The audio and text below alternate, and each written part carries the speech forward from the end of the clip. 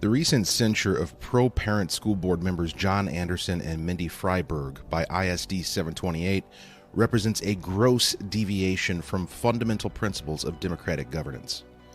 This decision penalized members for engaging in activities that any reasonable person would assume lay within the scope of their responsibilities.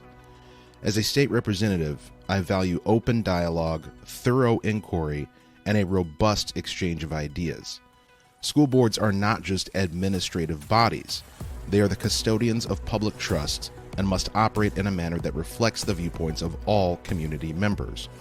The actions taken against Anderson and Freiberg lay in stark contrast to these ideals. By censuring board members for asking questions during meetings, holding public meetings for constituents, and seeking curriculum information, the board sends a chilling message to all current and future members that critical inquiry and advocacy might be met with reprimand. Furthermore, the public disclosure of specific findings against them without opportunity to formulate a defense raises questions about due process and fairness.